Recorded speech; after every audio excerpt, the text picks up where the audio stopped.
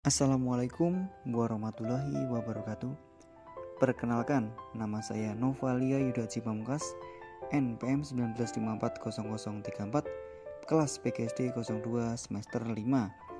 Kali ini saya akan menjelaskan tentang PPT yang saya buat yang bertemakan tema 4, berbagai pekerjaanku, subtema 3, pekerjaan orang tuaku. Video ini diperuntukkan untuk Bapak dosen pengampu saya, yaitu Bapak Jumanto SPD MPD. Yang A, pendekatan dan metode pembelajaran. Pendekatan pembelajaran, saya mengambil saintifik. Kemudian metode pembelajaran, yang pertama ceramah, kedua role play, ketiga diskusi, keempat tanya jawab, kelima penugasan. B, tujuan pendekatan saintifik. Ada 6 tujuan pendekatan saintifik, yaitu yang pertama, menciptakan lingkungan belajar yang kondusif untuk belajar. Penerapan pendekatan saintifik dalam pembelajaran diharapkan mampu menciptakan lingkungan belajar yang kondusif untuk belajar. Melalui tahapan aktivitas yang dirancang secara sistematis dan berpusat pada siswa, diharapkan suasana dan lingkungan belajar menjadi lebih aktif, produktif, dan kondusif. Yang kedua, meningkatkan keterampilan berpikir tingkat tinggi siswa. Pembelajaran dengan pendekatan saintifik bertujuan meningkatkan keterampilan berpikir tingkat tinggi seperti berpikir kritis, analisis, sintesis, dan menciptakan ide-ide orisinal yang berkaitan dengan materi pembelajaran. Yang ketiga, meningkatkan kemampuan berpikir sistematis. Pendekatan saintifik dengan ciri khas tahapan pembelajaran yang runut dan sistematis dapat meningkatkan kemampuan berpikir sistematis pada diri siswa, baik kemampuan dalam menyelesaikan masalah secara sistematis maupun dalam memahami masalah secara rinci dan tepat. Yang keempat, meningkatkan pemahaman konsep.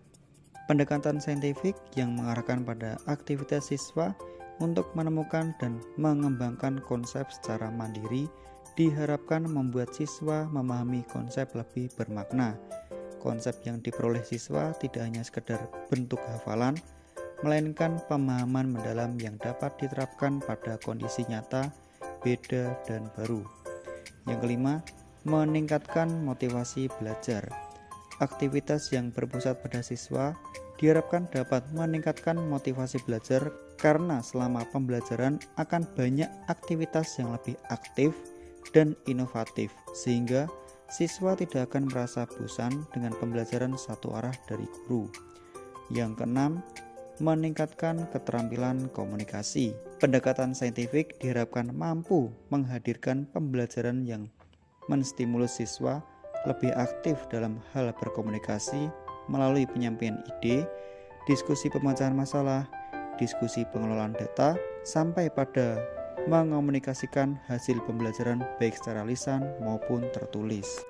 Tujuan dari pendekatan saintifik tersebut akan terwujud jika guru memahami setiap langkah dalam implementasinya dalam setting pembelajaran di kelas.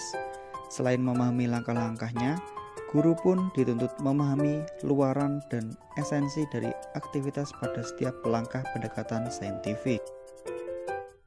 Kemudian yang C, pengertian pendekatan saintifik menurut para ahli. Yang pertama, menurut Kemendikbud, pendekatan saintifik adalah salah satu model pembelajaran yang dalam prosesnya memuat kaidah-kaidah keilmuan, mulai dari pengumpulan data dengan observasi, menanya, melakukan eksperimen, mengelola informasi atau data, hingga mengomunikasikan.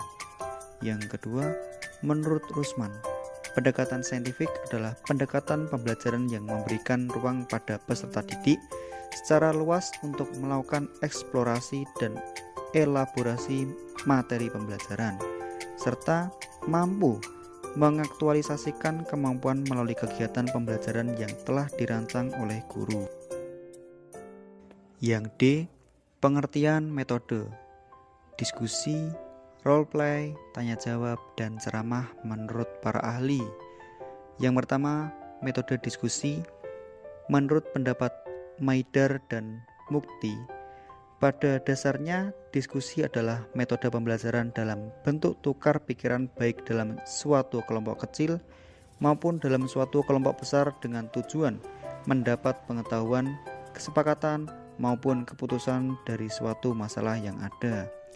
Yang kedua, metode tanya jawab. Menurut Syah, metode tanya jawab adalah cara penyajian pengajaran oleh guru dengan memberikan pertanyaan dan meminta jawaban kepada siswa. Yang ketiga, metode role play. Menurut Komalasari, role play atau role playing adalah suatu model penguasaan bahan-bahan pelajaran melalui pengembangan imajinasi dan penghayatan siswa. Pengembangan imajinasi dan penghayatan dilakukan siswa dengan memerankan sebagai tokoh hidup atau benda mati. Yang keempat, metode ceramah. Menurut pendapat Muhyiddin Syah, pengertian metode ceramah yakni cara mengajar dengan penyajian informasi secara lisan kepada peserta didik atau siswa. Kemudian yang E, kelebihan pendekatan dan metode pembelajaran. Yang pertama, pendekatan saintifik. Membantu siswa untuk memperbaiki dan meningkatkan keterampilan-keterampilan dan proses-proses kognitif. Yang kedua, metode ceramah. Yang A, ceramah dapat memberikan pokok-pokok materi yang perlu ditonjolkan. Kemudian yang B, guru dapat mengontrol keadaan kelas. Yang ketiga, metode role play. A, dapat berkesan dengan kuat dan tahan lama. B, menarik siswa. C, membangkitkan gairah dan semangat optimisme dalam diri siswa. Yang keempat, metode diskusi. Yang A, memberi pemahaman pada siswa bahwa masalah dapat dipecahkan dengan berbagai jalan. Yang B, memberi pemahaman pada siswa bahwa dengan berdiskusi mereka dapat saling mengemukakan pendapat secara konstruktif sehingga diperoleh keputusan yang lebih baik. Yang kelima, metode tanya jawab. Yang A, merangsang siswa untuk melatih dan mengembangkan daya pikir termasuk daya ingatan. Yang B, mengembangkan keberanian dan keterampilan siswa dalam menjawab dan mengemukakan pendapat. Yang F, implementasi pendekatan saintifik. Pembelajaran yang digunakan dengan pendekatan saintifik adalah proses pembelajaran yang dirancang sedemikian rupa agar peserta didik secara aktif mengkonstruk konsep, hukum atau prinsip melalui tahapan-tahapan yakni mengamati untuk mengidentifikasi atau menemukan masalah dan merumuskan masalah, merumuskan hipotesis, mengumpulkan data dengan berbagai teknik, menganalisis data, menarik kesimpulan, dan mengomunikasikan konsep. Hukum atau prinsip yang ditemukan penerapan pendekatan saintifik dalam pembelajaran melibatkan keterampilan proses seperti mengamati, mengklasifikasi, mengukur, meramalkan, menjelaskan, dan menyimpulkan. Pendekatan saintifik dimaksudkan untuk memberikan pemahaman kepada peserta didik, mengenal dan memahami berbagai materi menggunakan pendekatan ilmiah bahwa informasi bisa berasal dari mana saja, kapan saja, tidak bergantung pada informasi searah dari guru. Oleh karena itu, kondisi pembelajaran diharapkan tercipta diarahkan untuk mendorong peserta didik dalam mencari tahu dari berbagai sumber melalui observasi dan bukan hanya diberitahu. Penerapan pendekatan saintifik dalam pembelajaran melibatkan keterampilan dalam proses seperti mengamati, beserta mengklarifikasi, mengukur, meramalkan, menjelaskan, dan menyimpulkan. Dalam melaksanakan proses-proses tersebut, bantuan guru sangat diperlukan. Pendekatan saintifik dimaksudkan agar proses pembelajaran menjadi lebih baik.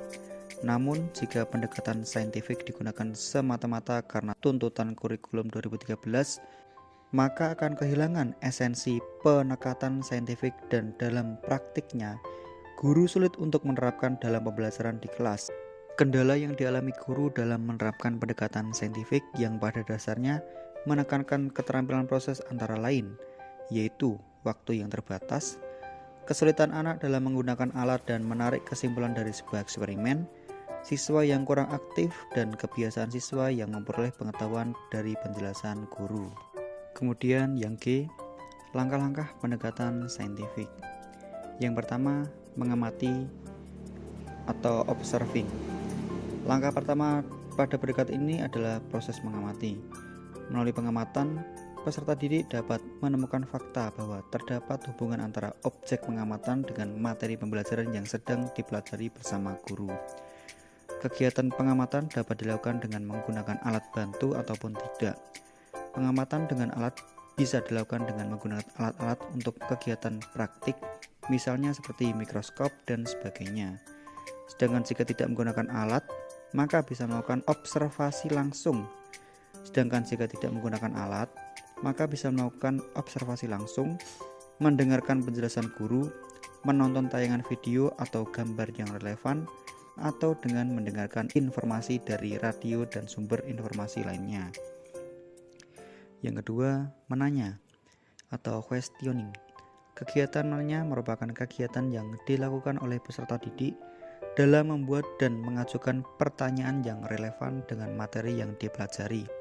Kegiatan ini memiliki kaitan dengan diskusi terkait informasi yang belum dipahami, informasi tambahan yang ingin diperoleh, ataupun bentuk klarifikasi dari informasi yang belum jelas. Yang ketiga, mengumpulkan informasi atau mencoba, experimenting. Kegiatan ini merupakan lanjutan dari kegiatan bertanya di tahap sebelumnya. Dalam pelaksanaannya, kegiatan ini dapat dilakukan dengan menggali atau mengumpulkan informasi dari berbagai sumber dengan berbagai cara. Yang keempat, menalar atau associating. Tahapan penalaran merupakan suatu proses berpikir yang logis dan sistematis terhadap fakta yang dapat diamati guna memperoleh simpulan dalam bentuk pengetahuan. Yang terakhir, yang kelima, mengkomunikasikan atau communicating. Pada tahap akhir, guru memberikan kesempatan kepada peserta didik untuk mengkomunikasikan hasil dari proses belajar yang telah dilakukan. Peserta didik dapat mengkomunikasikannya dalam bentuk laporan atau makalah yang di dalamnya memuat bagan, diagram, atau grafik.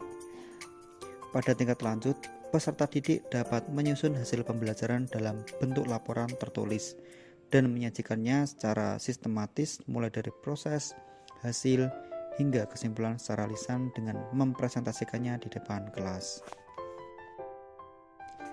Yang terakhir, yang H, contoh langkah-langkah pendekatan saintifik di RPP, yaitu siswa diminta untuk membaca dongeng terlebih dahulu, mengamati, guru memberikan waktu selama 5 menit dan siswa diminta membaca dalam hati.